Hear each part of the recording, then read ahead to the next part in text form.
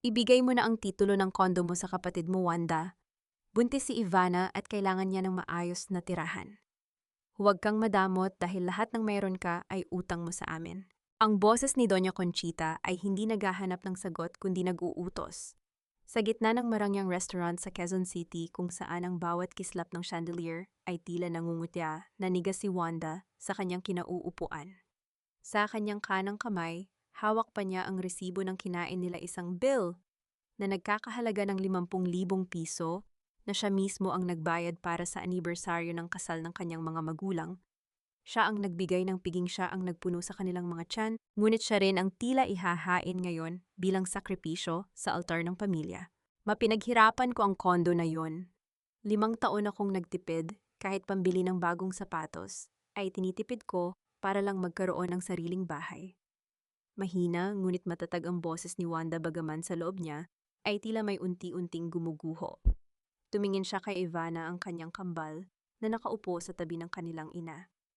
Si Ivana ay nakayuko, humahaplos sa kanyang tiyan, na tila ba ang pagbubuntis niya ay isang lisensya upang nakawan ang sariling kapatid. Wanda, please, wag mo na kaming pahirapan. Alam mo namang mas kailangan ko yon kaysa sayo. Solo ka lang naman, di ba, G? Singit ni Ivana sa isang boses na puno ng pait at pagkukunwari. Ngunit bago pa man makasagot si Wanda, isang mabilis na kilos ang bumasag sa katahimikan ng lamesa.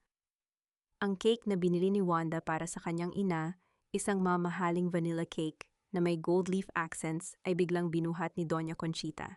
Sa isang iglap naramdaman ni Wanda ang mabigat at malagkit na paghampas ng icing sa kanyang mukha. Walang ingay ng pagkabasag, tanging ang malapot na tunog lamang ng pagkawasak ng kanyang dangal sa harap ng mga kamag-anak at iba pang mga bisita sa restaurant. Ang bango ng vanilla ay biglang naging mapakla, tila amoy ng pagkabulok ng kanilang relasyon. Hindi gumalaw si Wanda. Ang bawat patak ng icing na gumugulong mula sa kanyang noo patungo sa kanyang mamahaling blouse ay tila mga luhang hindi niya maibuhos. Naramdaman niya ang init ng kahihiyan na gumagapang sa kanyang leeg, kasabay ng malamig na panginginig ng kanyang mga kamay sa ilalim ng lamesa. Ang mga bulungan ng mga tao sa paligid, ang tunog ng mga cellphone na nagsimulang mag-record ng kanyang kasawian, at ang nakakatakang katahimikan ng kanyang ama ay tila isang malaking bigti na unti-unting sumasakal sa kanya. Ayan ang nararapat sa isang anak na walang utang na loob. Mas mahalaga pa ba ang titulo ng lupa kaysa sa dugo mo? Wag ungi utak katsen. Ang huling sigaw ni Doña Conchita bago ito tumayo at iwan si Wanda na mag-isa sa gitna ng entablado ng kanyang sariling trahedya. Nanatiling nakatitig si Wanda sa kawalan, ng kanyang paningin ay bahagyang natatakpan ng puting cream. Sa bawat tibok ng kanyang puso, isang katanungan ang paulit-ulit na bumabalot sa kanyang isipan. Mas masakit pa sa anumang sampal o insultong natanggap niya sa buong buhay niya. Hanggang kailan mo kailangang bayaran ang isang utang na hindi mo naman ginusto? At kailangan bang sunugin ang sariling buhay para lamang bigyan ng liwanag ang mga taong handa kang itapon sa dilim? Sa loob ng malamig at tahimik na banyo ng restaurant, tanging ang tunog ng agos ng tubig mula sa gripo ang bumabasag sa katahimikan. Humaharap si Wanda sa salamin, pinagmamasdan ang sariling refleksyon na nababalot pa rin ng malagkit na puting cream. Gamit ang mga nanginginig na kamay, kumuha siya ng tissue at dahan-dahang pinunasan ang kanyang pisngi. Ang bawat pahid ay tila isang hiwa sa kanyang pagkatao. Hindi siya umiyak. Ang mga luha ay tila natuyo na sa tindi ng init ng galit at hapdi na nararamdaman niya sa kanyang dibdib. Deserve mo yan, madamot ka kasi.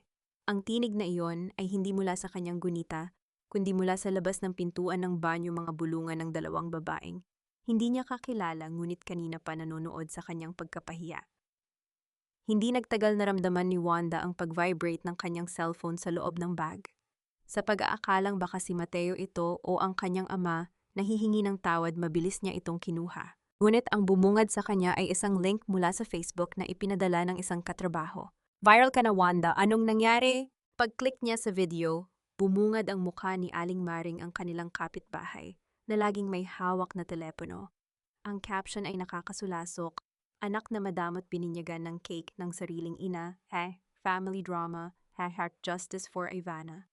Ang video ay kuha mula sa anggulong kitang-kita ang bawat detalye ng kanyang pagkahiya, habang ang mga komento sa ibaba ay punong-puno ng panghuhusga. mula sa mga taong walang alam sa katotohanan. Grabe naman kondo lang ayaw pa ibigay sa buntis na kapatid. Sabi ng isa, wealthy pero walang puso, dagdag ng isa pa. Isang mensahe rin ang dumating mula kay Ivana. Sis, I'm so sorry for what mom did. Hindi ko naman ginustong mapahiya ka. Pero sana maunawaan mo rin na stressed lang si mama dahil sa utang ni kuya. Take care of yourself. Ngunit alam ni Wanda ang laro ng kanyang kambal. Sa isang mabilis na pag-scroll sa Instagram, nakita niya ang private story ni Ivana, isang larawan ng baso ng wine na may caption na "Victory feels sweet like vanilla cake." Dali-daling lumabas si Wanda ng restaurant, hindi pinapansin ang mga matang nakatingin sa kanya. Ang tanging nasa isip niya ay ang makauwi sa kanyang kondo, ang tanging lugar kung saan siya ligtas. Ngunit pagdating niya sa harap ng kanyang pintuan, ang susi na hawak niya ay ayaw nang umikot.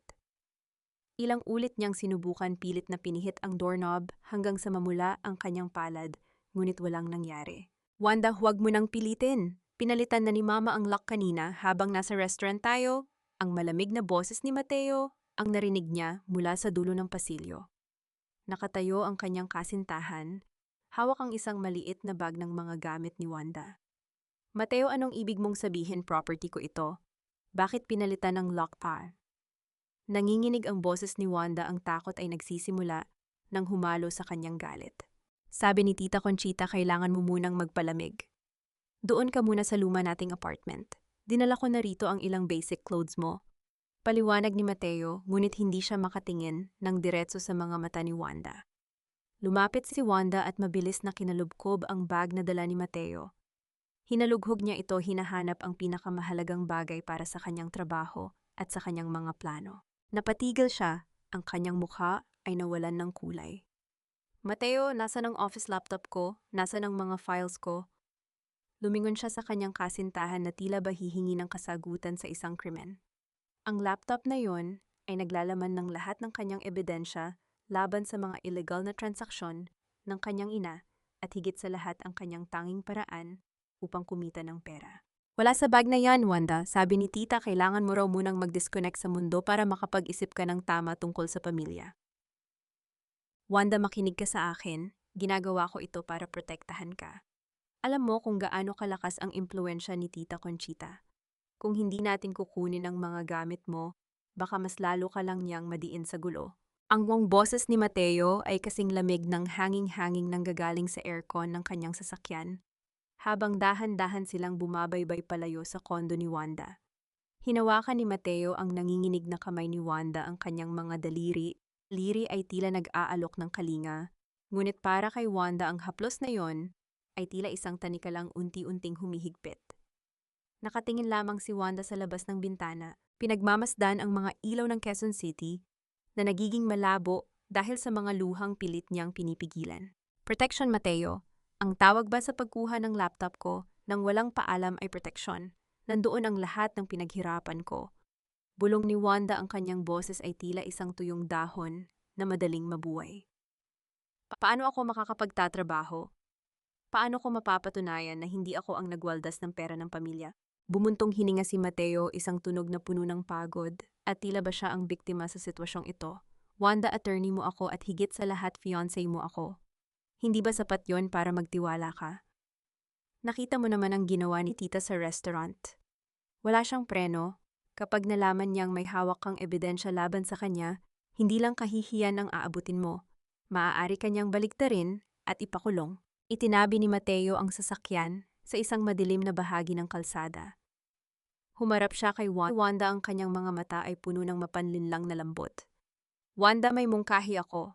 Para hindi makuha ni Tita ang natitira mo pang assets, kailangang ilipat natin ang mga ito sa pangalan ko. Temporary lang. Isang legal na hakbang para masiguradong hindi kanya mapupuwersang pumirma ng kahit anong waiver habang wala ka sa sarili. I'll prepare the papers tomorrow. Napatitig si Wanda sa kanyang kasintahan. Sa loob ng 3 taon si Mateo ang naging sandigan niya. Siya ang nakakakita ng kanyang pagod. Siya ang nakikinig sa kanyang mga pangarap. Ngunit sa sandaling iyon, may kung anong lamig na dumaan sa gulugod ni Wanda.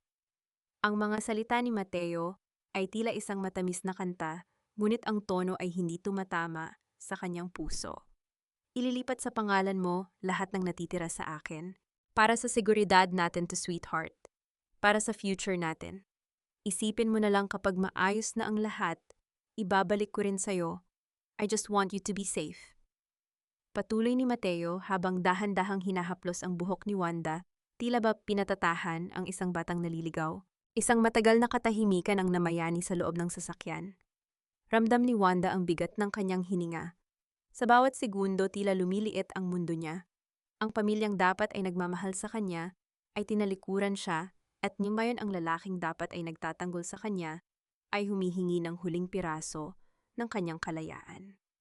Isang bahagi ng kanyang isipan, ang sumisigaw na tumanggi ngunit ang pagod sa kanyang katawan, ay tila nagnanais na lamang sumuko at magtiwala. Nabaligtad ang kanyang atensyon nang biglang magliwanag ang screen ng cellphone ni Mateo na nakalagay sa dashboard. Isang tawag ang pumasok. Ang pangalang nakasulat ay hindi isang kliyente kundi isang pangalang nagpatigil sa tibok ng puso ni Wanda Clara. Mabilis na kinuha ni Mateo ang telepono at pinatay ang tawag bago pa man ito makagawa ng ingay. Ang kanyang mukha na kanina ay puno ng lambot ay saglit na naging matigas at balisa. Client lang yon, Wanda, masyadong makulit. Huwag mo nang pansinin. Ngunit huli na, nakita ni Wanda ang pagkislap ng takot sa mga mata ni Mateo. Isang maliit na butil ng pagdududa ang itinanim sa kanyang isipan, isang butil na alam niyang unti-unting tutubo at sisira sa lahat ng akala niyang totoo. Sino si Clara? At bakit tila mas mahalaga ang tawag na iyon kaysa sa luhang kasalukuyang dumadaloy sa pisngi ng babaeng sinasabi niyang mahal niya? Ang init ng sikat ng araw sa isang makitid na kalye sa gilid ng Quezon City ay tila nanunuot sa balat ni Wanda, ngunit mas matindi ang lamig na nararamdaman niya sa loob ng kanyang dibdib. Hawak niya ang isang maliit na pelus na kahon, ang tanging bagay na naisalba niya mula sa kanyang kondo bago siya tuluyang itaboy ng sariling pamilya. Sa loob nito ay isang singsing na may luma, ngunit makinang na brilyante ang huling pamana ng kanyang lola Anita. Pumasok siya sa isang maliit na establishmento na may nakasulat na Ignacio's Pawn Shop and Antiques. Ang loob ay madilim amoy luma at puno ng mga gamit na tila kinalimutan na ng panahon. Ang bawat hakbang ni Wanda sa sahig na gawa sa kahoy ay lumilikha ng marahang tunog na nagpapabigat sa kanyang pakiramdam. Sa likod ng isang makapal na salamin nakaupo ang isang lalaking may edad na ang kanyang mga mata ay matalas at tila nakakabasa ng kaluluwa. Siya si Ignacio. Anong maipaglilingkod ko sa iyo, iha? Ang boses ni Ignacio ay malalim at tila nanggagaling sa ilalim ng lupa. Hindi siya tulad ng mga karaniwang tindero. May awtoridad ang kanyang bawat salita. Dahan-dahang inilapag ni Wanda ang singsing sa ibabaw ng counter. Gusto ko sanang isanla ito or ibenta kung mas malaki ang halaga. Ang kanyang boses ay nanginginig bawat salita ay tila isang pagkakanulo sa alaala ng kanyang lola. Kinuha ni Ignacio ang singsing at tiningnan ito gamit ang isang maliit na lente. Nanahimik ang buong paligid habang sinusuri ng matanda ang bawat anggulo ng alahas. Isang mahabang minuto ang lumipas bago siya tumingala. Hindi sa singsing kundi diretso sa mga mata ni Wanda na tila may nakikitang hindi nakikita ng iba. Ang singsing na ito, kilala ko ito. Simula ni Ignacio ang kanyang mga daliri ay marahang hinahaplos ang ukit sa loob ng banda. Ito ay pag-aari ni Anita Whitlow. Paano ito napunta sa'yo? Lola ko po siya. Sagot ni Wanda nagtataka kung bakit kilala ng isang estranghero ang kanyang lola. Isang kakaibang ngiti ang gumuhit sa mga labi ni Ignacio, isang ngiting hindi nagbibigay ng katuwaan kundi ng kaba. Kaya pala, may bakas ka ng kanyang katatagan, ngunit may bahid din ng kanyang pait. Binuksan ni Ignacio ang kanyang drawer at naglabas ng makapal na bundle ng pera. Inilapag niya ito sa harap ni Wanda, isang halagang higit pa sa inaasahan niya para sa isang lumang singsing. Sobrang laki nito, sir. Hindi yata ito ang tamang halaga. Pagtatapat ni Wanda ang katapat niya ay nanaig pa rin sa kabila ng kanyang desperasyon. Ang pera ay papel lamang, Wanda. Pero ang impormasyon ay ginto. Sabi ni Ignacio habang isinasara ang kanyang palad sa ibabaw ng singsing. Hindi lang ang singsing na ito ang iniwan ni lola mo para sa'yo. May mga bagay na pilit na ibinaon ni Doña Conchita sa limot, mga bagay na magpapabago sa tingin mo sa pamilyang Whitlow. Tumibok ng mabilis ang puso ni Wanda. Anong ibig ninyong sabihin? Ano ang kinalaman ng nanay ko rito? Lumapit si Ignacio sa salamin ang kanyang boses, ay naging isang pabulong na babala. Hindi lang ito tungkol sa pera o sa kondo mo iha. Ang lola mo, hindi siya basta-basta pumanaw dahil sa katandaan. At bago ka magtiwala sa kahit kanino siguraduhin mong alam mo kung sino ang tunay na may hawak ng iyong kapalaran. Bumitiw si Ignacio at dahan-dahang bumalik sa kanyang upuan, tila ba tapos na ang usapan. Mag-ingat ka, Wanda, hindi lang ang pamilya mo ang may mata sa iyo, maging ang mga taong akala mo ay iyong sandigan ay may sariling anino. Naiwang nakatayo si Wanda, hawak ang makapal na bundle ng pera, habang ang mga salita ni Ignacio ay tila mga tinik na bumaon sa kanyang isipan. Sino ba talaga si Ignacio? At anong sikreto ang dinala ng kanyang lola sa hukay na pilit na itinatago ng kanyang sariling ina, Anantahar? Ang sabi sa sermon ni Father kanina, Wanda, ang anak na sumusuway sa kanyang magulang ay hindi kailanman pagpapalain ng langit. Paano ka aasenso sa buhay kung ang mismong nanay mo ay nilalabanan mo? Ang boses ni Doña Conchita sa kabilang linya ng telepono ay hindi tunog ng isang inang nag-aalala, kundi isang hukom na nagbabasa ng hatol. Sa kabilang dako, nakaupo si Wanda sa gilid ng isang kupas na kama sa lumang apartment na tinutuluyan niya. Hawak niya ang isang plastic na tasa ng instant noodles na nagsisilbi niyang hapunan, habang naririnig niya sa background ang ingay ng mga kubyertos at tawanan ng kanyang pamilya. Isang marangyang hapunan ang nagaganap sa kanilang bahay, isang hapunang alam ni Wanda na siya pa rin ang nagbayad sa pamamagitan ng kanyang mga iniwang savings. Hindi po sa nilalabanan ko kayo, pero ang hinihingi ninyo ay ang huling perang mayroon ako. Paano na po ako? Wala na nga po akong tirahan, kinuha ninyo pa ang laptop ko. Mahina ang boses ni Wanda, ang kanyang lalamunan ay nanunuyo sa bawat salitang lumalabas. Ramdam niya ang lamig ng pader sa kanyang likuran, tila sumasalamin sa kawalan ng init ng kanyang pamilya. Laptop. Ang laptop na yan ay maliit na bagay kumpara sa kahihiyang idinudulot mo sa amin. Isipin mo ang kuya mo, Wanda. Nalubog siya sa utang dahil sa negosyo, at bilang kapatid tungkulin mong isalba ang dangal ng ating apelyido. Huwag kang maging makasarili. Patuloy ni Doña Conchita, ang kanyang tono ay unta-unting tumataas, nagiging mas matalim at puno ng puot. Ang sabi ni Father, ang sakripisyo ay bahagi ng pagiging isang mabuting Kristiyano. Kung mahal mo ang Diyos, dapat mahal mo rin ang pamilya mo higit sa iyong sarili. Bakit tahan? Napapikit si Wanda, ang bawat salita ng kanyang ina ay tila isang latigo na humahampas sa kanyang konsensya. Ito ang gaslighting na kinagisnan niya, ang paggamit ng pananampalataya at moralidad upang itago ang sakim na hangarin. Alam niyang hindi para sa negosyo ang utang ng kanyang kuya, kundi para sa sugal. Ngunit sa mata ni Doña Conchita, si Wanda ang laging mali, dahil siya ang may kakayahang magbigay. Hindi ko na po kayang magbigay, ma. Pagod na po ako. Bulong ni Wanda, ang isang butil ng luha ay tuluyang pumatak sa kanyang noodles. Isang matagal at nakakangilong katahimikan ang namayani sa kabilang linya. Bago muling nagsalita si Doña Conchita, ngunit sa pagkakataong ito, ang kanyang boses ay naging malamig na tila galing sa ilalim ng lupa. Ganyan na ba ang itatambal mo sa akin pagkatapos ng lahat ng paghihirap ko sa pagpapalaki sa'yo? Tandaan mo ito, Wanda. Hanggat hindi mo ibinibigay ang kailangan namin, hinding-hindi ka magkakaroon ng kapayapaan. Kung hindi ka susunod, isusumpa kita hanggang sa kabilang buhay. Wala kang makukuhang basbas mula sa akin at hinding-hindi ka magiging masaya. Naputo lang tawag. Nanatiling nakadikit ang telepono sa tainga ni Wanda, ang tunog ng putol na linya ay tila isang paulit-ulit na tibok ng kaba sa kanyang dibdib. Ang huling banta ng kanyang ina ay nagiwan ng isang sugat na tila hindi na kailanman maghihilom.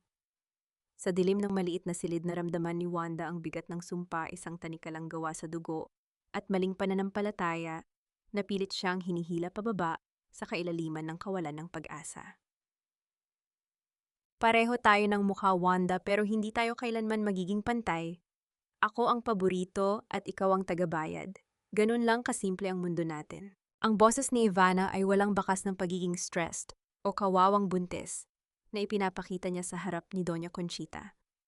Sa likod ng isang sikat at madilim na bar sa Makati, kung saan hindi inaasahan ni Ivana na makikita siya ng kanyang kambal, nakatayo ang dalawang babae na tila magkabilang panig ng isang barya.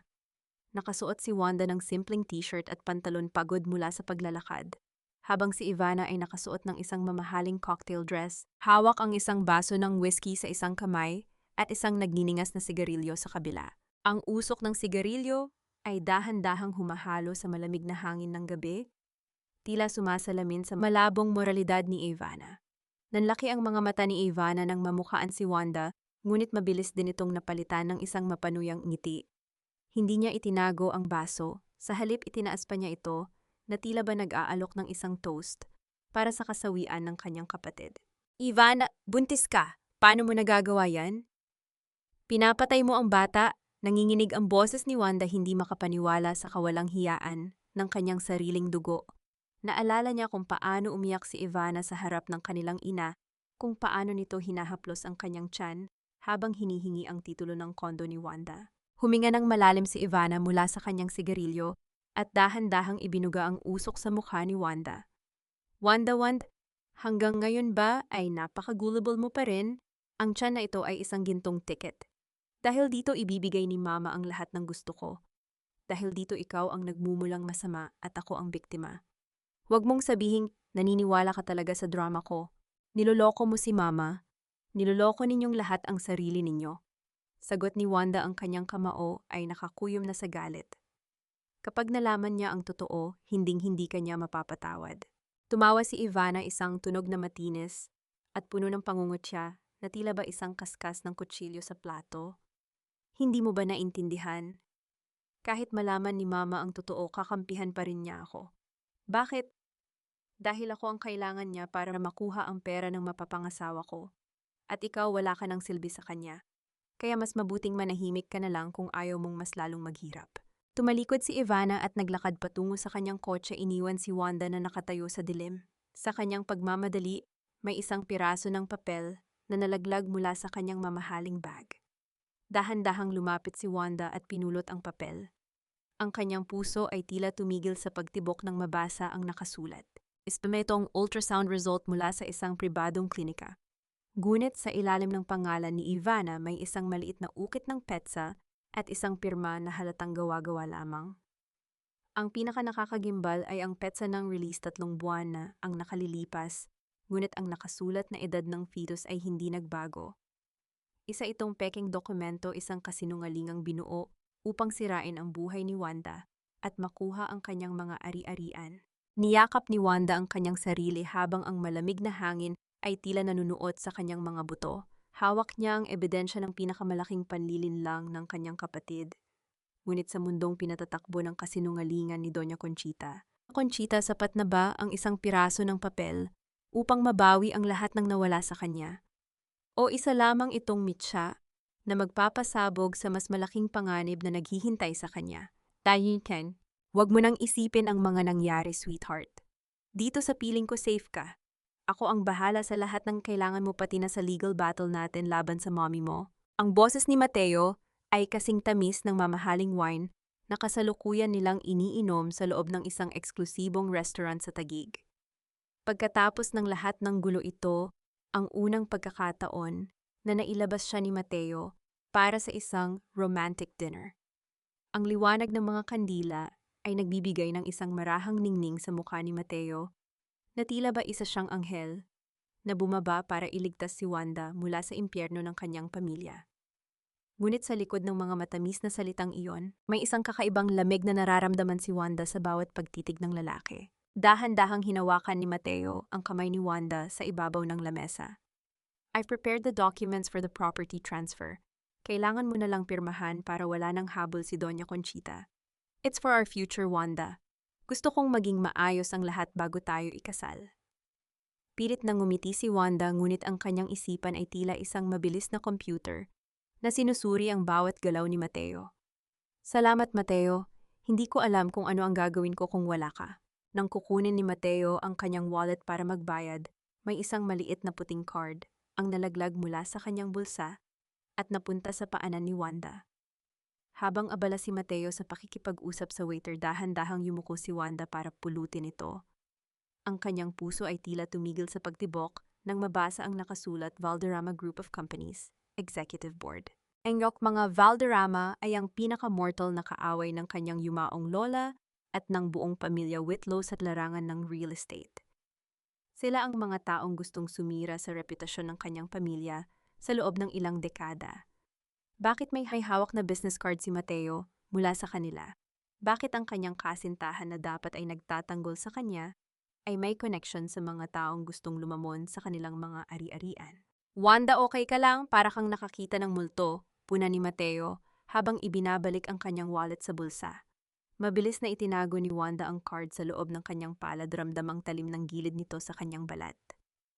Wala. Medyo nahilo lang ako sa wine. Pwede na ba tayong umuwi? Pagod na rin kasi ako. Sa loob ng sasakyan na natiling tahimik si Wanda.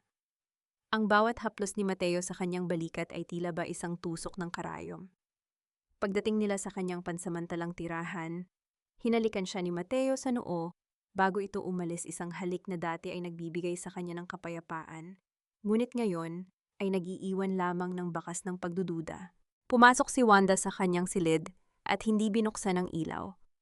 Sa dilim, inilabas niya ang kanyang bag at sinimulang kapain ang bawat sulok nito. Isang kakaibang kutob ang nagtulak sa kanya na gawin ito. Sa ilalim ng tahi ng lining ng kanyang mamahaling bag, may naramdaman siyang isang maliit at matigas na bagay. Dahan-dahan niyang pinunit ang tela gamit ang kanyang mga kuko. Doon nakatago ang isang maliit na itim na aparato na may isang pulang ilaw na kumukurap-kurap sa dilim sa bawat 3 segundo, isang GPS tracker. Hindi ito inilagay doon ng kanyang ina. Hindi ito inilagay doon ni Ivana. Alam ni Wanda na tanging si Mateo lang ang may pagkakataon at dahilan upang gawin ito. Ang lalaking pinagkatiwalaan niya ng kanyang buhay at ari-arian ay hindi lang pala nagmamanman sa kanya, binabantayan nito ang bawat hakbang niya para sa isang mas malalim at mas madilim na layunin. Sino ba talaga ang kausap niya gabi-gabi? At sino ba talaga si Mateo sa buhay niya? Akala ni Wanda ay ang kanyang opisina ang magiging tanging santuaryo niya mula sa bagyong sumisira sa kanyang pamilya. Ngunit bago pa man siya makapasok sa pintuan ng gusali sa Quezon City, naramdaman na niya ang bigat ng mga matang nakatingin sa kanya. Ang mga bulungan ay tila mga bubuyog na humuhuni sa bawat sulok ng lobby. Sa bawat empleyadong nadadaanan niya, may isang mabilis na pag-iwas ng tingin o isang mapanuyang ngisi. Yan ba yung nasa video? Ang ganda pa naman, pero ang sama pala ng ugali sa nanay. Narinig niyang bulong ng isang babae sa reception desk. Ang video ni Aling Maring ay kumalat na tila apoy sa tuyong damo, at ngayon ang kanyang reputasyon bilang isang mahusay na financial analyst ay unti-unti nang nilalamon ng usok ng maling paratang. Hindi pa man siya nakakaupo sa kanyang desk. Isang malakas na ingay ang nanggaling sa labas ng kanilang departamento. Ang kanyang dalawang tiyahin, si Tiang Lusing at Tiang Belen, ay pilit na pumasok sa loob ng opisina. Hindi pinapansin ang mga security guard na sumusubok humarang sa kanila. Wanda, lumabas ka rito, huwag kang magtago sa likod ng mga computer na yan, sigaw ni Tiang Lusing. Ang kanyang boses ay umalingaw-ngaw sa buong floor, sapat na para tumigil sa pagtatrabaho ang lahat. Ang kapal ng mukha mong magpakasaya rito, habang ang nanay mo ay nagkakasakit dahil sa pag-aalala sa kuya mo. Wala kang puso, wala kang utang na loob. Tumayo si Wanda, ang kanyang mukha ay kasing puti ng papel. Tiang, please, nasa trabaho ako. Huwag dito. Bakit nahihiya ka? Dapat ka talagang mahiya. Dagdag ni Tiang Belen habang itinuturo si Wanda gamit ang kanyang nanginginig na daliri. Lahat ng pinag-aralan mo, lahat ng narating mo dahil sa sakripisyo ni Conchita. Tapos ngayon ipagkakait mo ang tulong sa kapatid mo. Isusumpa ka ng langit, Wanda. Ang mga katrabaho ni Wanda ay nagsimulang maglabas ng kanilang mga cellphone, kinukunan ang bawat sandali ng kanyang pagkapahiya. Ramdam ni Wanda ang init ng mukha, ang tila pag-ikot ng paligid, habang ang bawat salita ng kanyang mga kamag-anak ay tila mga batong ipinupukol sa kanya. Ang hiya na nararamdaman niya ay hindi lamang para sa kanyang sarili, kundi para sa kanyang profesional na dangal na kasalukuyang nyuyurakan. Miss Whitlow sa opisina ko, ngayon din. Ang boses ni Mr. Sai, ang kanyang boss, ay tila isang malamig na tubig na ibinuhos sa kanya. Sa loob ng opisina ni Mr. Sai, ang katahimikan ay mas nakakabingi kaysa sa sigawan sa labas. Nakaupo ang matanda sa likod ng kanyang malaking lamesa, ang kanyang mga mata ay puno ng pagkadismaya. Wanda, alam mong mahalaga sa kumpanyang ito ang integridad at reputation. Ang video na kumakalat at ngayon itong eskandalong ginawa ng pamilya mo sa harap ng ating mga kliyente, hindi ito katanggap-tanggap. Sir, hindi po totoo ang mga paratang nila. Ginamit lang po nila ang sitwasyon para ipahiya ako. Paliwanag ni Wanda ang kanyang boses ay halos pabulong na sa sobrang sakit. Hindi na mahalaga kung ano ang totoo or hindi, Wanda. Ang mahalaga ay ang imahe ng kumpanya. We manage people's money. Paano sila magtitiwala sa atin kung ang isa sa mga analyst natin ay sangkot sa ganitong uri ng pamilyang gulo at moral na issue? Kumuha si Mr. Sai ng isang sobre at inilapag ito sa harap ni Wanda. Ito ay suspension letter. You are suspended indefinitely without pay hanggat hindi mo nare-resolba ang mga personal mong issue. Hindi mo na kita pwedeng hayaang humawak ng mga accounts natin. Nanginig ang mga kamay ni Wanda habang kinukuha ang sobre. Ang tanging bagay na nagbibigay sa kanya ng lakas ang kanyang trabaho na itinuturing niyang buhay ay kinuha na rin sa kanya. Paglabas niya ng opisina ni Mr. Sai, nasalubong niya ang mga tingin ng kanyang mga katrabaho, hindi na awa ang nakikita niya kundi pandidiri. Sa gitna ng kanyang kawalan ng pag-asa, tumunog ang kanyang cellphone, isang unknown number, sa pag-aakalang baka si Mateo o ang kanyang ama. Mabilis niya itong sinagot. Hello, Wanda. Isang boses ng lalaki ang nasa kabilang linya, malalim at puno ng seryosong tono. Huwag kang lilingon, pero nasa labas ako ng building ninyo. Kailangan nating mag-usap. Hindi mo na pwedeng balikan ang apartment na tinutuluyan mo dahil may mga taong naghihintay sa iyo doon na hindi mo gustong makita. Isuot mo ito, Ivana. Sa iyo ito mas bagay dahil ikaw ang magdadala ng apo ko. Ang isang katulad ni Wanda na walang utang na loob ay hindi karapat-dapat sa ganitong uri ng pamana. Ang boses ni Doña Conchita ay puno ng pagmamalaki habang isinusuot niya ang gintong bracelet sa manipis na braso ni Ivana.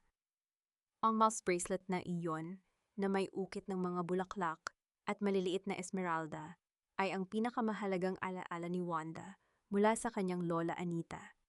Ito ang huling bagay na hinawakan ng kanyang lola bago ito pumanaw at ipinangako nito sa kanya na siya ang magmamay-ari nito. Ngunit ngayon sa harap ng kanyang mga mata, tila ba ninanakaw ang kanyang huling koneksyon sa isang taong tunay na nagmahal sa kanya. Nakatayo si Wanda sa pintuan ng kanilang lumang bahay. Ang kanyang mga kamay ay nakakuyom hanggang sa bumao ng kanyang mga kuko sa kanyang palad. Wala siyang sinabi. Walang sigaw, walang pag-iyak.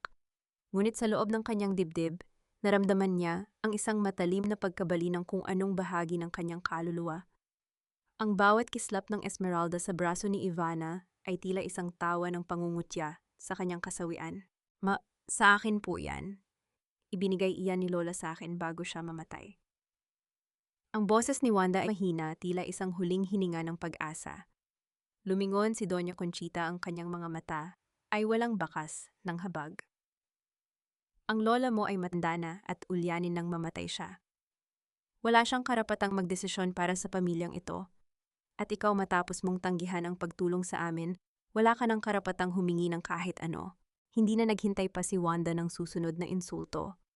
Tumalikod siya at mabilis na naglakad palayo. Ang kanyang mga hakbang ay mabigat at puno ng pait. Ang bawat paghinga niya ay tila may kasamang bubog na sumusugat sa kanyang lalamunan. Dumiretso siya sa tanging lugar na alam niyang may makakaunawa sa kanyang sakit, sa maliit at madilim na pawn shop ni Ignacio. Pagpasok niya, hindi na kailangan ni Ignacio na magtanong. Nakita ng matanda ang pamumula ng mga mata ni Wanda at ang panginginig ng kanyang buong katawan. Lumapit si Ignacio at inilapag ang isang baso ng mainit na tsaa sa counter. Ang pangmahapdugan, bagay na kinuha sa atin ng may pilit, Wanda, ay laging bumabalik sa paraang hindi natin inaasahan. Kinuha nila ang bracelet ni Lola Ignacio. Yun na lang ang natitira sa akin. Bulong ni Wanda, ang kanyang boses ay nanginginig habang hinahawakan ng mainit na baso. Bumuntong hininga si Ignacio at lumingon sa mga lumang litrato na nakadikit sa kanyang dingding. Alam mo ba, Wanda, noong huling mga araw ng lola mo, madalas ko siyang mabisita. Hindi siya namatay dahil lamang sa katandaan. Ang gamot na dapat ay nagpapatibay sa kanyang puso. Sa huling 3 linggo bago siya pumanaw, hindi iyon ang ibinibigay sa kanya. Nanlaki ang mga mata ni Wanda. Ang baso ng tsaa ay tila biglang naging kasing bigat ng isang bato. Anong ibig mong sabihin? Si Mama ang nag-aalaga sa kanya. Si Mama ang nagbibigay ng lahat ng kailangan niya. Iyon ang akala ng lahat. Ang boses ni Ignacio ay naging isang pabulong na tila ba natatakot siyang marinig ng mga anino sa loob ng pawn shop. May nakita akong mga bote ng gamot sa basurahan ninyo noon na pinalitan ng laman ng simpleng bitamina. Ang tunay na gamot ni Anita ay nawala. At alam mo ba kung sino ang huling nakitang may hawak ng mga bote na iyon?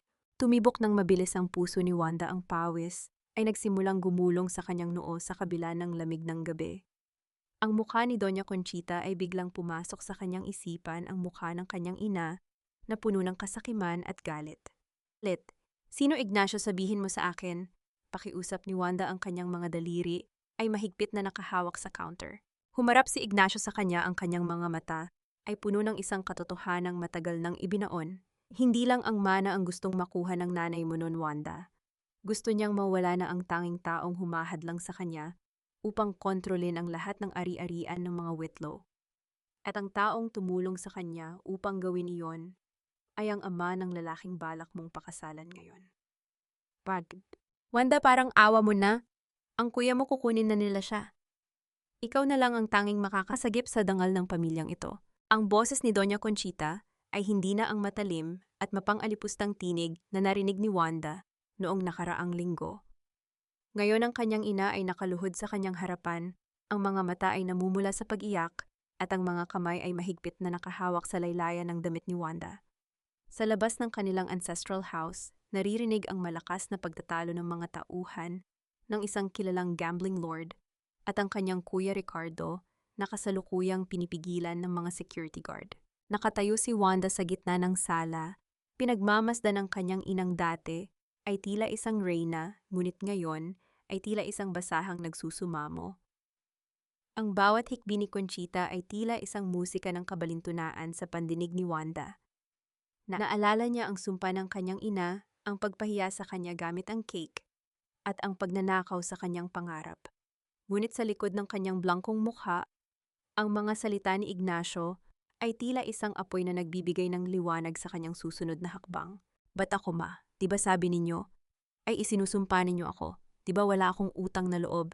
Mahinahong tanong ni Wanda, ang kanyang boses ay walang bakas ng emosyon. Nagsisisi na ako, Wanda. Nagkamali ako ng mga sinabi. Pero ang kuya mo, papatayin nila siya kapag hindi tayo nakabayad ng 10 milyon ngayong gabi. Ang kailangan lang nila ay ang pirma mo bilang co-guarantor sa loan na ito gamit ang lupa ni Lola sa probinsya. Mabilis na paliwanag ni Conchita habang iniaabot ang isang makapal na dokumento. Lumapit si Ivana na kunwari ay nanginginig din sa takot. Sis, please, isipin mo si kuya, isipin mo ang pamilya. Isang pirma lang, maayos na ang lahat. Ibabalik din namin ang lahat sa'yo kapag nakarecover na kami. Tumingin si Wanda sa dokumento. Alam niyang ito ang bitag na matagal nang inihanda ni Mateo at ng kanyang ina, ang legal na paraan upang tuluyan ng makuha ang lupang tanging si Wanda lang ang may karapatang magmana ayon sa lihim na testamento ng kanyang lola. Ngunit imbes na tumanggi, dahan-dahang kinuha ni Wanda ang ballpen mula sa mesa. Pipirma ako, sabi ni Wanda na naging sanhi ng mabilis na pagngiti ni Conchita at Ivana, isang ngiting pilit nilang itinatago sa likod ng kanilang mga panyo.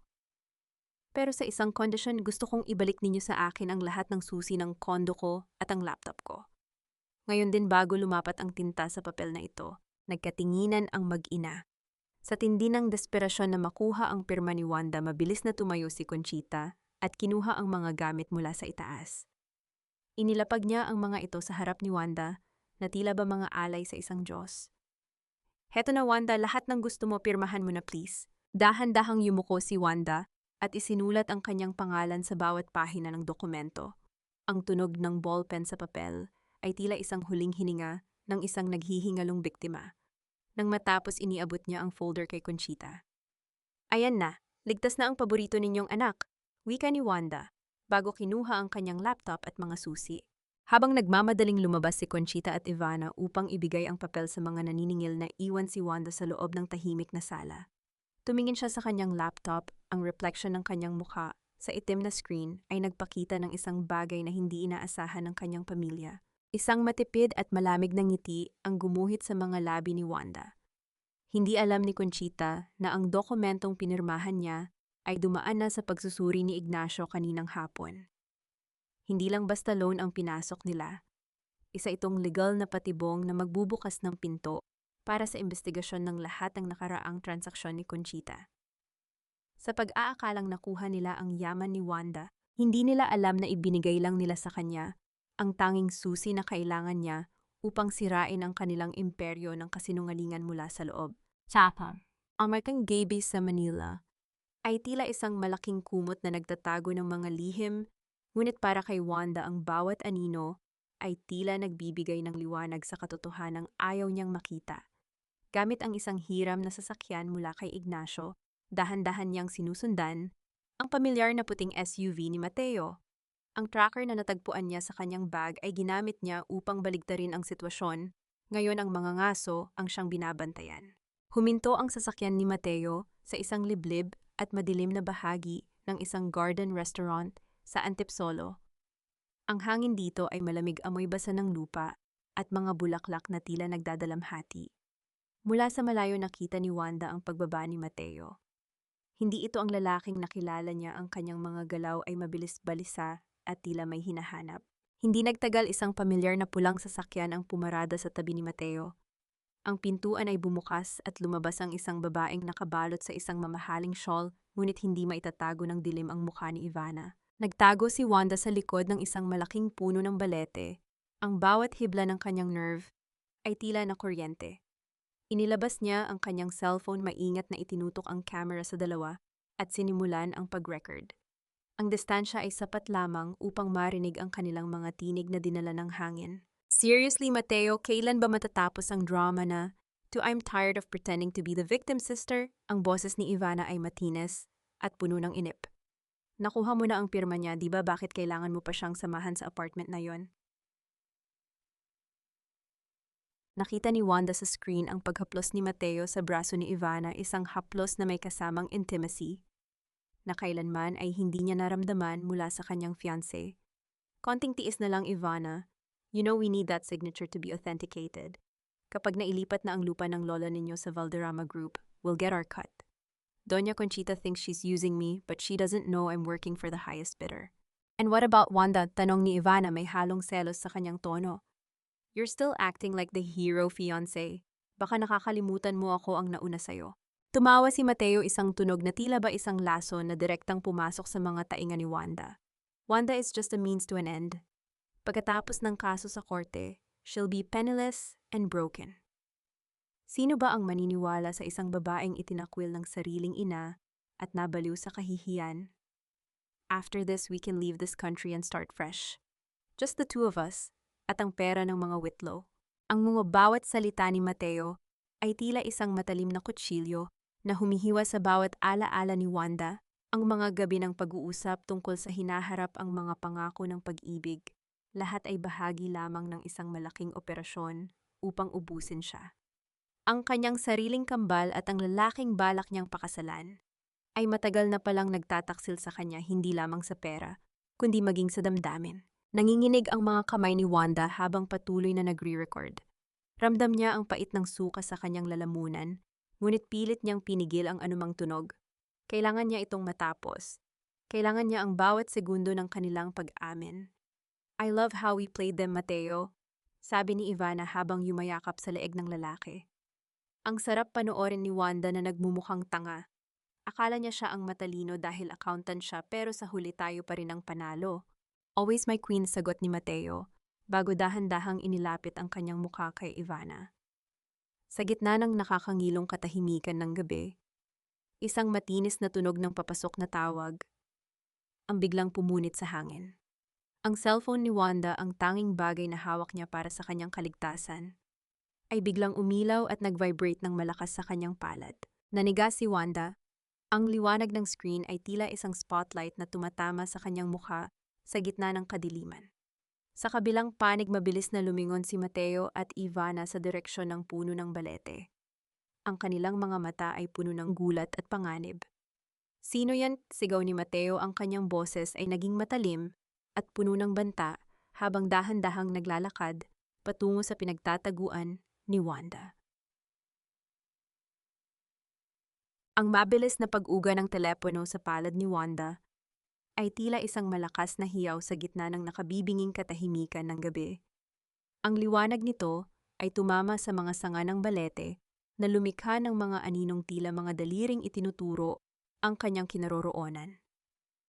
Bawat segundo ay tila isang oras habang naririnig niya ang mga yabag ni Mateo sa tuyong damo, papalapit sa kanyang pinagtataguan. Wanda, ikaw ba yan?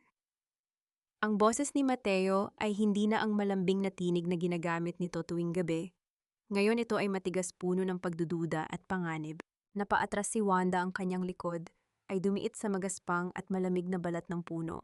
Ngunit bago pa man siya makagawa ng anumang ingay, isang matigas na kamay ang biglang tumakip sa kanyang bibig mula sa likuran. Halos mapatid ang hininga ni Wanda sa gulat, ngunit bago siya makapanlaban, isang pamilyar na amoy ng lumang tabako at tsa ang bumalot sa kanya. Huwag kang kikilos, kinbulong ni Ignacio sa kanyang tainga. Ang boses ay halos hindi marinig ng hangin. Dahan-dahan siyang hila ni Ignacio patungo sa mas madilim na bahagi ng halamanan palayo sa kinaroroonan ni Mateo at Ivana. Sa kabilang dako, isang malakas na busina ng sasakyan ang biglang umalingaw-ngaw sa bungad ng restaurant na naging dahilan upang mapalingon si Mateo at tumigil sa paglapit sa puno. Ito ang pagkakataon na ginamit ni Ignacio upang tuluyang mailayo si Wanda sa kapahamakan. Makalipas ang kalahating oras, natagpuan ni Wanda ang kanyang sarili sa loob ng pawnshop ni Ignacio. Ang amoy ng luma at alikabok ay tila naging isang kumot ng kaligtasan para sa kanya. Nakaupo siya sa isang antigong silya, nanginginig ang mga kamay habang hawak ang isang baso ng mainit na tubig. Sa labas, ang ulan ay nagsimulang pumatak sa bubong na lumilikha ng isang malungkot at regular na ritmo sa gitna ng katahimikan. Bakit ninyo ako tinutulungan, Ignacio? Bakit ninyo alam kung nasaan ako? Tanong ni Wanda, ang kanyang boses ay paos at puno ng pagod. Umupo si Ignacio sa tapat niya, ang kanyang mga mata ay tila mga bintana sa isang nakaraang puno ng pait. Dahil ang pamilya mo, Wanda, lalo na ang nanay mo, ay eksperto sa pagsira ng mga buhay. Noong bata pa ako, ang pamilya ko ang dating na nagmamay-ari ng lupang kinatatayuan ng inyong ancestral house. Ginamit ni Conchita ang lahat ng maruruming paraan upang makuha iyon sa amin.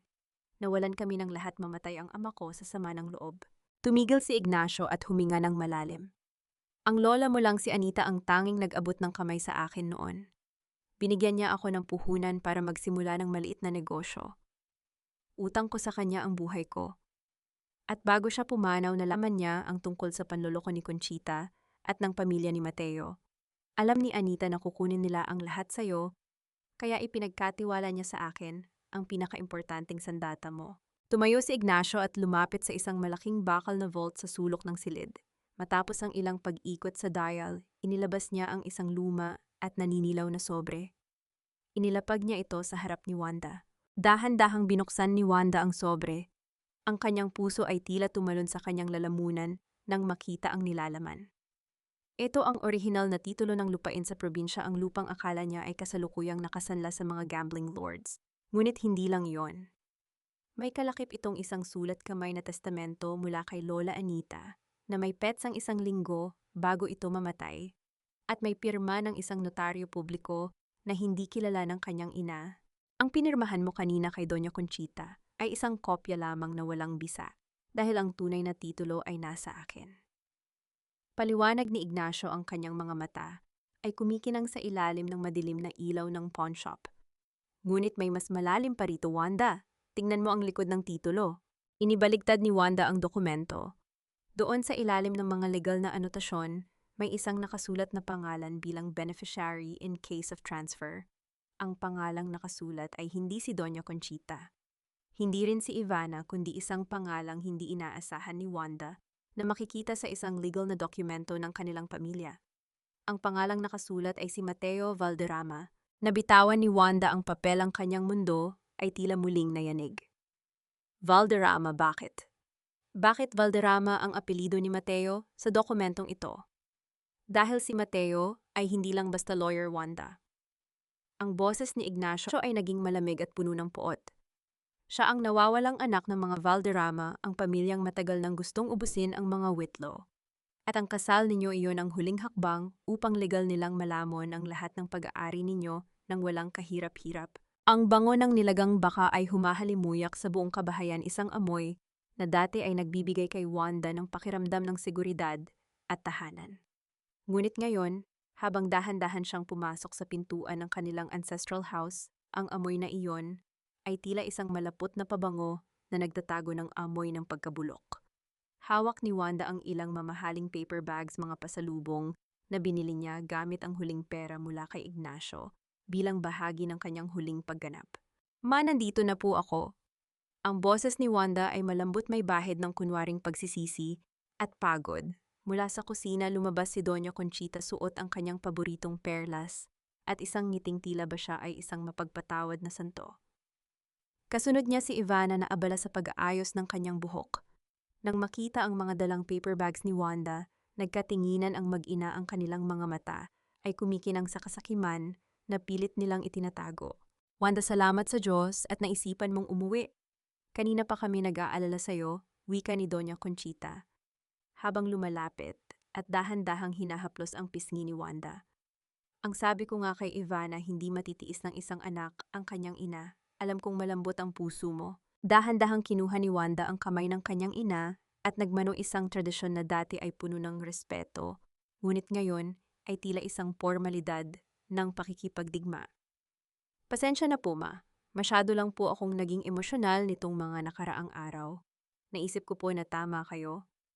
Pamilya pa rin ang mahalaga." Inabot ni Wanda ang isang mamahaling seda na shawl kay Doña Conchita at isang set ng mamahaling baby clothes para kay Ivana. Ang bawat regalo ay tinanggap ng dalawa ng may katuwaan. Tila ba nakalimutan na nila ang lahat ng insulto at sampal na ibinato nila kay Wanda nung nakaraang linggo. "Maupo ka, sweetheart. Tamang-tama, nandito rin si Mateo para pag-usapan ang huling detalye ng court hearing bukas." Dagdag ni Conchita habang inaalalayan si Wanda sa dining table. Dumating si Mateo na kasuot ng kanyang pamilyar na suit. Ang mukha ay puno ng pagmamalasakit na alam na ngayon ni Wanda na isang maskara lamang. Lumapit si Mateo at hinalikan si Wanda sa pisngi. Ang bawat pagdampi ng balat nito ay tila isang paso sa kaluluwa ni Wanda, ngunit nanatili siyang nakangiti. "I'm so glad you're back, Wanda. Tomorrow will be a new start for all of us." Bulong ni Mateo, ang kanyang boses ay tila isang matamis na lason. Habang kumakain ng pag-uusap ay tila isang normal na family dinner. Pinag-usapan nila ang mga plano para sa lupa ni Lola, ang kasal ni na Mateo at Wanda at ang magiging kinabukasan ni Ivana. Ngunit sa bawat tawa at bawat subo ng pagkain, nararamdaman ni Wanda ang bigat ng orihinal na titulo na nakatago sa ilalim ng kanyang damit, nakadikit sa kanyang balat na tila isang anting-anting. "Alam mo, Wanda, hindi naman namin gusto na umabot sa ganito." Simula ni Doña Conchita habang marahang iniinom ang kanyang wine. "Gusto lang namin na masiguro na hindi mapupunta sa kung sino-sino ang pinaghirapan ng lola mo. At dahil sa pirma mo bukas sa korte opisyal nang magiging maayos ang lahat." Tumitig si Wanda sa kanyang ina. Sa ilalim ng liwanag ng chandelier, nakita niya ang bawat linya sa mukha ni Conchita, ang mga linyang binuo ng kasinungalingan at pagmamanipula. "Opo, ma, bukas. Sisiguraduhin kong lalabas ang katotohanan tungkol sa lahat ng ari-arian ni Lola. Sisiguraduhin kong bawat isa ay makukuha ang nararapat para sa kanila." Hindi napansin ni Conchita ang double meaning sa mga salita ni Wanda. Sa halip, hinawakan niya ang kamay ng kanyang anak at pinisil ito ng mahigpit. "Buti naman at natauhan ka na bago ang korte bukas, Wanda. Huwag kang mag-alala, pagkatapos nito hinding-hindi mo na kailangang mag-isip pa tungkol sa pera o sa hinaharap. Kami na ang bahala sa'yo." Pagkatapos ng hapunan, inihatid ni Wanda ang kanyang ina sa silid nito. Habang tinutulungan niyang mag-ayos ng higaan si Conchita, isang maliit na sandali ng katahimikan ang namayani. Lumingon ang matanda sa kanya, may isang kakaibang ningning sa mga mata na tila ba may bahid ng tunay na emosyon o baka isa na namang ilusyon. "Matulog ka ng mahimbing, Wanda," sabi ni Doña Conchita. Ang boses ay naging isang pabulong na tila isang babala. Dahil pagkatapos ng bukas, wala nang balikan ang lahat ng ito. Nanatiling nakatayo si Wanda sa tapat ng pintuan ng silid ng kanyang ina matapos itong sumara. Ang kanyang mukha na kanina ay puno ng lambot ay biglang naging kasing tigas ng bato. Alam niyang ito ang huling gabi na ituturing niya silang pamilya. Bukas sa harap ng lahat, ang bawat lihim na itinago sa dilim ay kakaladkarin niya patungo sa liwanag, kahit pa ang ibig sabihin nito ay ang tuluyang pagkawasak ng pangalang Whitlow. Ang bawat hakbang sa malamig na pasilyo ng Quezon City Hall of Justice ay tila isang dagok sa dibdib ni Wanda. Ang hangin sa loob ay amoy lumang papel semento at ang hindi maipaliwanag na bigat ng mga buhay na naghihintay ng hatol. Suot ang kanyang pinaka-formal na itim na blazer, ang likod ni Wanda ay nanatiling tuwid, tila isang kawayang tumatanggi sa lakas ng hangin. Sa ilalim ng kanyang suot, nararamdaman niya ang gasgas ng orihinal na titulo sa kanyang balat. Isang paalala na ang katotohanan ay may sariling bigat.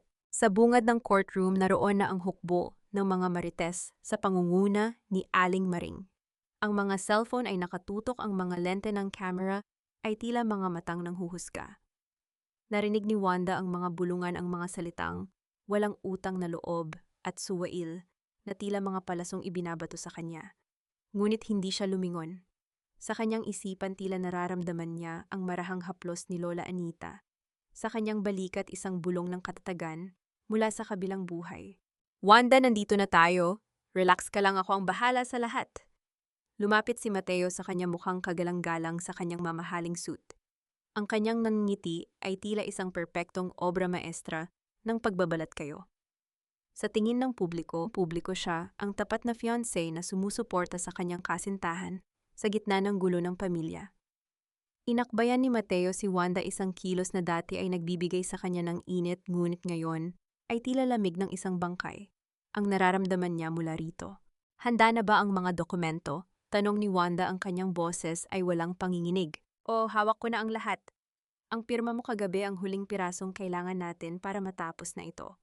Sagot ni Mateo habang dahan-dahang hinahaplos ang braso ni Wanda. Tumingin siya sa malayo sa direksyon ni Doña Conchita at Ivana na kasalukuyang kinakausap ang kani-kanilang mga abogado.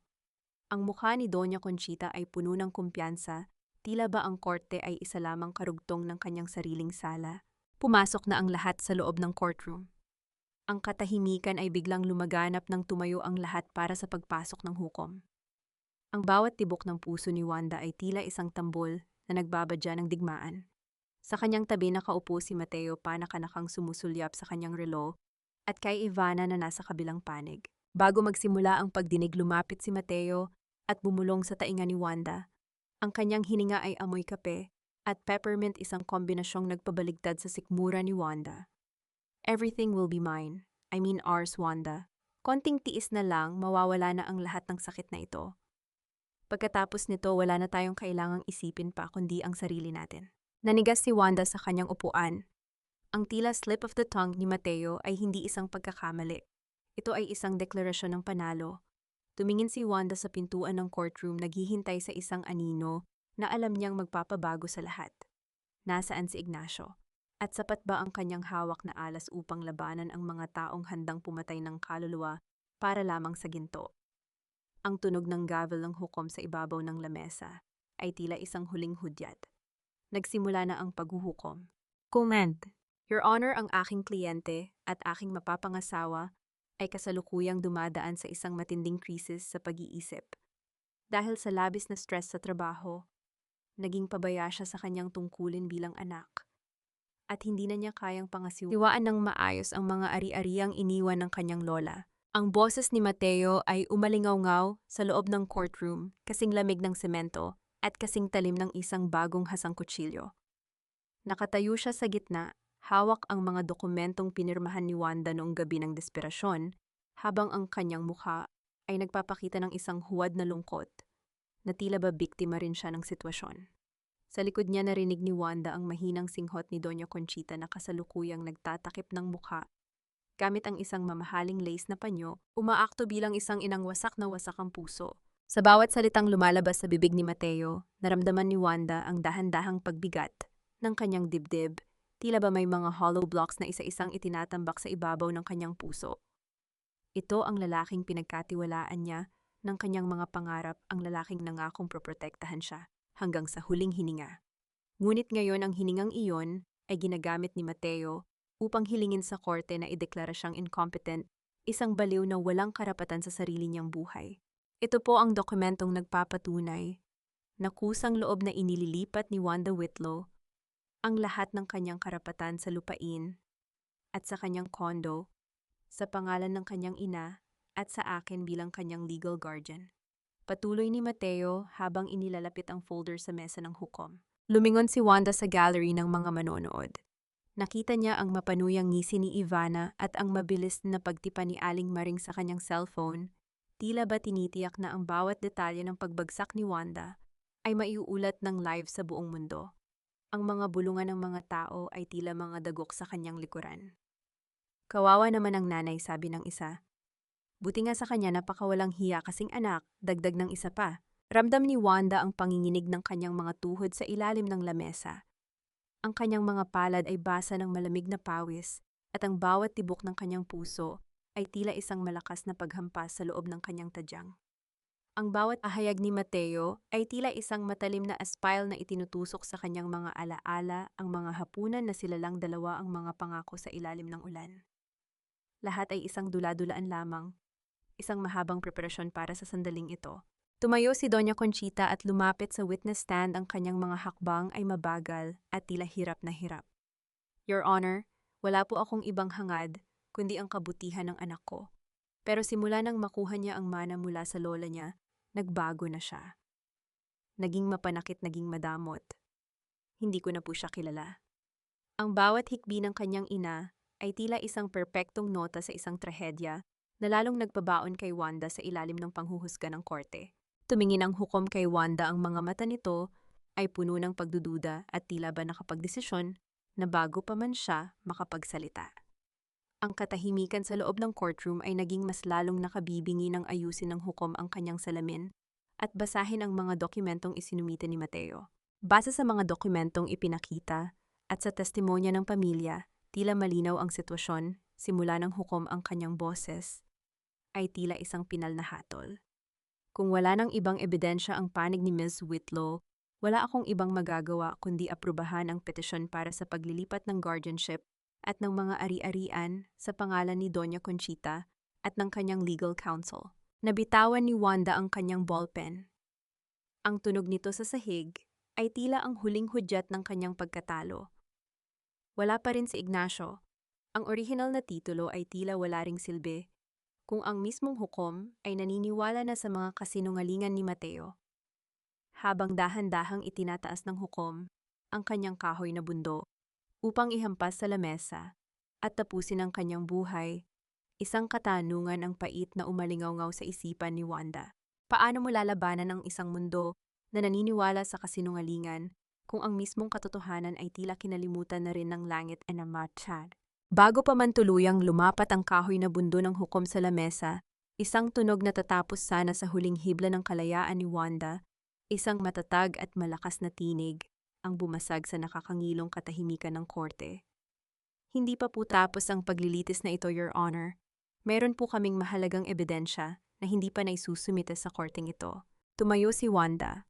Ang kanyang mga mata na kanina ay tila punong-puno ng pagod ay biglang nagningas ng isang kakaibang liwanag. Isang apoy na binuo mula sa abo ng kanyang mga pangarap. Sa tabi niya si Mateo ay nanigas ang kanyang kumpiyansang ngiti ay biglang nabura at napalitan ng isang maputlang maskara ng kaba. Ms. Whitlow, nakapagdesisyon na ang korte, simula ng hukom, ngunit hindi siya hinayaan ni Wanda na matapos.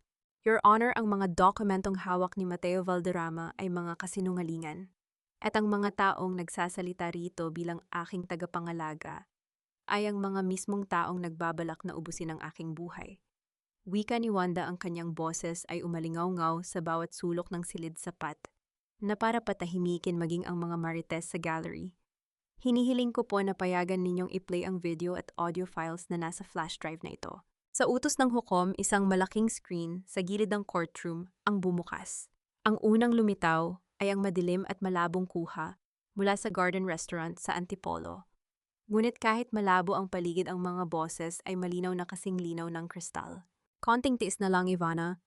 After this, we can leave this country and start fresh. Just the two of us. At ang pera ng mga Whitlow. Ang boses ni Mateo ay narinig ng lahat. Kitang-kita sa screen ang paghalik niya kay Ivana, ang kapatid na nagpapanggap na biktima at buntis. Oh my God, Zump! Sigaw ng isang babae sa gallery. Ang ingay ng mga bulungan ay tila isang malakas na alon na humampas sa loob ng korte. Si Aling Maring ay halos mahulog sa kanyang upuan habang mabilis na ibinabalita ang bawat detalye sa kanyang live stream. Wala itong katotohanan, edit lang yan, Your Honor. Huwag kayong maniniwala sa kanya. Sigaw ni Mateo, ang kanyang boses ay mataas at puno ng desperasyon. Ngunit hindi tumigil doon si Wanda. Mayroon pa po, Your Honor, noong huling gabi na pinatuloy ko si Doña Conchita sa aking bahay. Para sa isang hapunan, hindi ko lang po siya pinakain. Binigyan ko rin po siya ng pagkakataong aminin ang lahat. Ang susunod na video ay kuha mula sa loob ng ancestral house ni Wanda. Kitang-kita si Doña Conchita na tumatawa habang hawak ang titulo, kinakausap si Ivana tungkol sa kung paano nila nilinlang ang kanilang yumaong Lola Anita. Mabuti na lang at napalitan natin ang mga gamot ng matandang yon bago pa siya makapagsalita tungkol sa testamento. Ang boses ni Doña Conchita sa video ay puno ng kasakiman.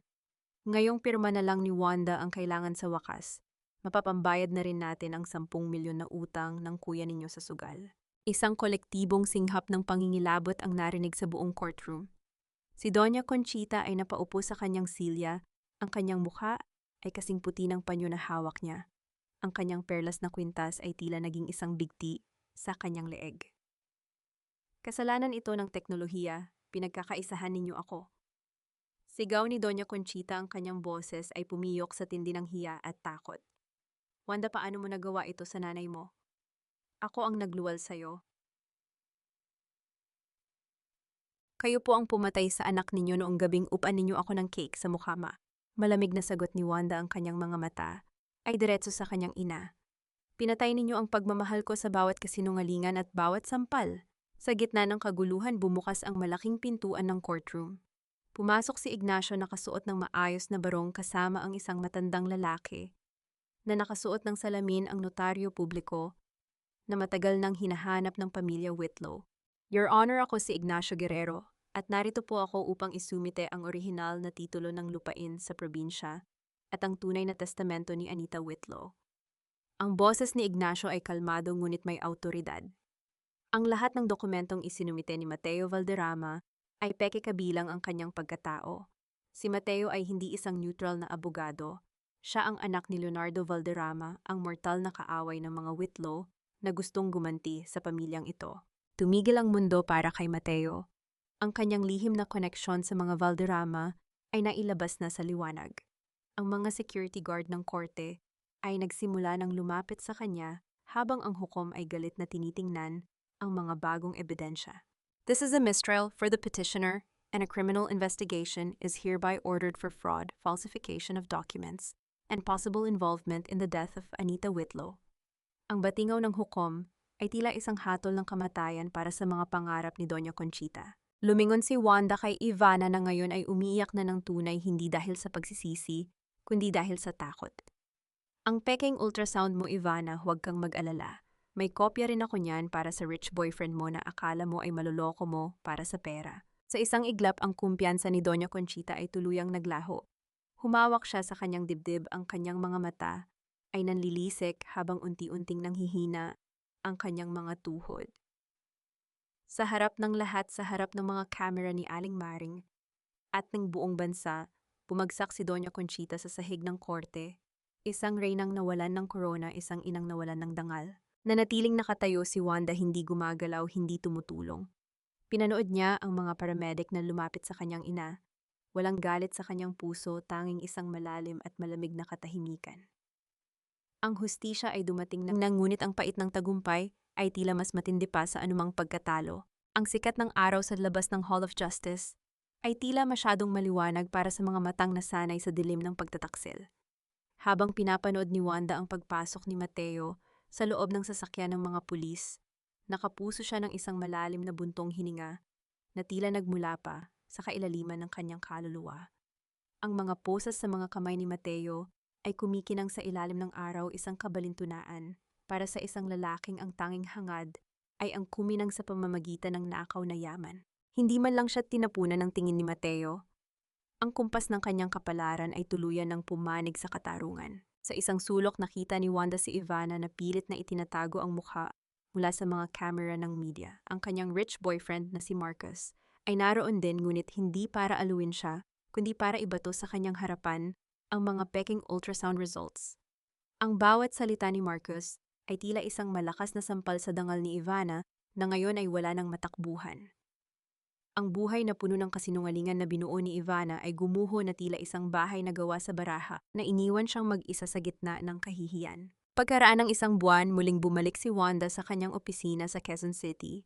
Ang pagtanggap sa kanya ni Mr. Sai ay puno ng pagsisisi at paggalang. Wanda, pasensya ka na kung nagduda kami sa'yo. Ang iyong posisyon bilang senior analyst ay laging nakalaan para sa'yo at may kalakip itong promotion bilang pasasalamat sa iyong katapatan.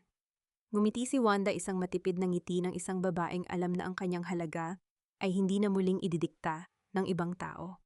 Ngunit bago niya tuluyang simulan ang kanyang bagong buhay, may isang huling misyon si Wanda.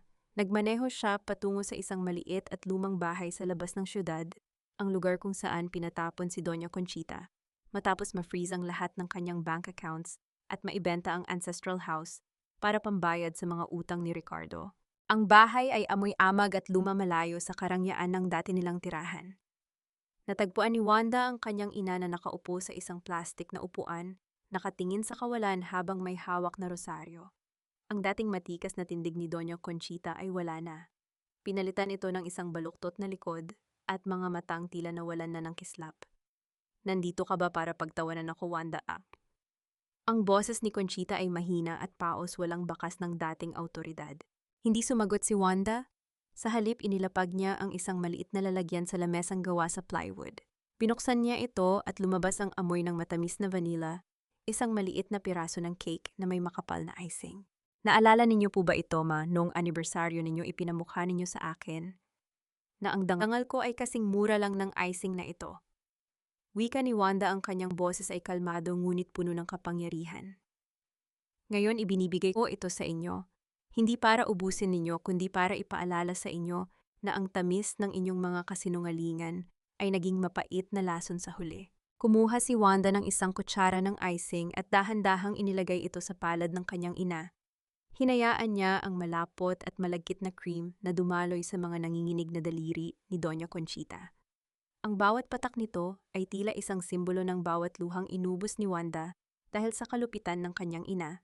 Wala na po akong galit sa inyo, ma. Pero wala na rin po akong pagmamahal na maibibigay. Ang utang na loob na lagi ninyong isinusumbat ay binayaran ko na noong gabing kinuha ninyo ang lahat sa akin. Patuloy ni Wanda habang tumatayo. Huwag na po kayong mag-alala sa mga bayarin ninyo rito. Magpapadala ako ng sapat para sa pagkain at gamot ninyo buwan-buwan. Pero hanggang doon na lang iyon. Ang pamilyang Whitlow na binuo ninyo sa takot at manipulasyon ay patay na. Tumalikod si Wanda at naglakad palabas, hindi pinapansin ang mga hikbi at tawag ng kanyang ina. Habang binabaybay niya ang daan palayo sa madilim na bahay na iyon, naramdaman ni Wanda ang pagbaba ng isang malaking bigat mula sa kanyang balikat. Ang bawat hakbang niya ay tila isang pag-ukit ng bagong landas, isang landas na hindi na kailanman magiging anino ng nakaraan. Tumigil siya sa tapat ng kanyang sasakyan at tumingin sa langit. Ang araw ay unti-unti nang lumulubog, nagbibigay ng isang kulay kahel na liwanag sa paligid. Isang mensahe ang dumating sa kanyang cellphone mula kay Ignacio. Handa na ang lahat sa probinsya, Wanda. Ang lupa ng lola mo ay muling naghihintay na tamnan ng katotohanan. Isang tunay at payapang ngiti ang gumuhit sa mga labi ni Wanda. Sa wakas ang bagyo ay natapos na at ang tanging natitira ay ang malinis na hangin ng pagsisimula. Ang bawat hampas ng alon sa pampang ng dagat sa Batangas ay tila isang marahang haplos sa pagod na kaluluwa ni Wanda. Ang hangin ay may kasamang amoy ng asin at sariwang damo, isang kombinasyon na nagpapaalala sa kanya ng mga hapon noong bata pa siya. Noong ang tanging problema niya ay kung paano abutin ang mga bunga ng mangga sa bakuran ni Lola Anita. Nakatayo siya sa beranda ng maliit, ngunit modernong beach house na itinayo niya sa lupang matagal na pinag-agawan ng mga sakim. Hinawakan ni Wanda ang gintong bracelet sa kanyang braso, ang orihinal na pamana na nabawi niya mula sa mga kamay ni Ivana. Ang mga esmeralda ay kumikinang sa ilalim ng papalubog na araw, tila mga matang nakangiti sa kanyang tagumpay. Sa tabi niya isang baso ng sariwang buko juice ang nakapatong sa lamesa, kasama ang isang makapal na libro ng mga bagong investment strategies. Ngunit sa pagkakataong ito, hindi siya nagtatrabaho para sa pamilyang gagamit sa kanya. Nagtatrabaho siya para sa sarili niyang kapayapaan. Isang pamilyar na sasakyan ang huminto sa tapat ng gate. Lumabas si Ignacio, hindi na suot ang kanyang lumang barong kundi isang simpleng t-shirt at short. May dala siyang isang basket ng mga sariwang prutas at isang maliit na sobre. Mukhang hiyang sayo ang simoy ng dagat, Wanda, bati ni Ignacio habang paakyat ng beranda. Ang kanyang mga mata ay puno ng katuwaan, tila ba isang ama na nakitang muli ang kanyang anak, na ligtas at masaya. Sobra pa sa hiyang, Ignacio. Pakiramdam ko dito lang ako tunay na nakakahinga. Sagot ni Juan habang inaalok ng upuan ang matanda. Ano ang balita sa syudad? Inilapag ni Ignacio ang sobre sa lamesa. Ang hatol kay Mateo ay pinalna. 10 taon ang kanyang bubunuin sa kulungan dahil sa mga illegal na transaksyon at falsification. Ang tatay niya, si Leonardo Valderrama, ay unti-unti na ring bumabagsak ang kumpanya dahil sa iskandalong kinasangkutan ng kanyang anak. Karma, ika nga. Tumango si Wanda, ang kanyang mukha ay walang bakas ng galit o kasiyahan sa kasawian ng iba. Ang tanging nararamdaman niya ay ang katahimikan ng pagtatapos. At si Ivana, nabalitaan kong nagtatrabaho siya ngayon bilang isang receptionist sa isang maliit na hotel sa probinsya. Wala na ang mga mamahaling bag at cocktail dresses. Sabi ng mga nakakakita sa kanya, tila lagi siyang nakayuko, hindi na makatingin ng diretso sa mga tao dahil sa kahihiyan. Si Doña Conchita naman, nananatili siya sa lumang apartment. Nagpapadala ka pa rin ba ng tulong sa kanya? Ngumiti ng matipid si Wanda. Opo, sapat lang para sa kanyang mga pangunahing pangangailangan. Hindi ko siya kayang pabayaan ng tuluyan, pero hindi ko na rin kayang payagan na muli siyang makapasok sa buhay ko. Ipinatawad ko na ang sarili ko sa pagiging biktima nila, Ignacio. And ang pagpapatawad na iyon ang nagbigay sa akin ng lakas para bumitaw. Uminom si Ignacio ng juice at tumingin sa dagat. Tama ka, Wanda, ang tunay na utang na loob ay hindi isang tanikala. Ito ay isang pasasalamat na ibinibigay ng malaya, hindi sa pilitan. Ang ginagawa mo sa nanay mo ay isang patunay na mas mabuting tao ka kaysa sa kanila. Nang umalis si Ignacio, na natiling nakaupo si Wanda hanggang sa tuluyang maglaho ang araw sa abot tanaw. Sa dilim ng gabi, ang tanging nagbibigay ng liwanag ay ang mga bituin at ang kislap ng mga alon. Sa loob ng ilang dekada na naniwala si Wanda na ang kanyang halaga ay nakadepende sa kung gaano siya kapakipakinabang sa kanyang pamilya. Ngayon alam na niyang ang kanyang halaga ay nagmumula sa kanyang sariling dangal at kakayahang tumayo matapos ang bawat pagkadapa. May kapayapaan na ba siya? Oo. Nakahanap na ba siya ng katarungan higit pa sa inaasahan niya? Ang sugat ng nakaraan ay maaaring hindi na kailanman ganap na mawala, ngunit hindi na rin ito ang magdidikta sa kanyang kinabukasan. Sa bawat tibok ng kanyang puso, nararamdaman niya ang bulong ng kanyang lola, "Malaya ka na, Wanda, malaya ka na." Habang pinagmamasdan ni Wanda ang malawak at payapang dagat, tila kasabay ng paghampas ng mga alon ng tuluyang paghugas sa huling bakas ng pait ng kanyang kahapon. Ang bawat buntong hininga niya ay hindi na tanda ng pagod, kundi isang awit ng kalayaan. Mga mahal kong tagapakinig, maraming salamat sa inyong pananatili hanggang sa huling kabanata ng ating kwento. Habang binubuo ko ang bahaging iyon, kung saan ang dangal ni Wanda ay niyurakan sa pamamagitan ng isang matamis na cake, sa harap ng maraming tao, naramdaman ko rin ang hapdi sa aking dibdib. Masakit makita ang isang anak na ang tanging hangad ay pagmamahal, ngunit ang ibinigay sa kanya ay isang malapot na kahihiyan. Ang kwentong ito ay higit pa sa simpleng drama. Ito ay asalamin ng mga totoong buhay na madalas ay mas mapait pa kaysa sa ating napakinggan. Tandaan ninyo, ang buhay ay parang isang pagsusuri sa mga libro ng kwenta. Minsan kailangan nating ideklara ang bankruptcy sa mga relasyong wala nang ibinibigay, kundi utang ng loob at sakit ng damdamin. Huwag kayong matakot na burahin ang mga taong nagiging pabigat sa inyong balanse, kahit pa sila ay kadugo ninyo, upang mahanap ninyo ang tunay na tubo ng inyong kapayapaan. Gaya ng ginawa ni Wanda, ang pag-alis na icing na lason sa inyong buhay, ang unang hakbang upang malasahan ang tunay na tamis ng paglaya. Sa inyong palagay, sapat na ba ang naging kaparusahan para kina Doña Conchita at Mateo, o naging masyadong mabait pa ba si Wanda sa kanyang pagpapadala ng buwanang suporta? Gusto ko ring malaman nasaan po kayo ngayon, habang pinapakinggan ang dulo ng ating kwento.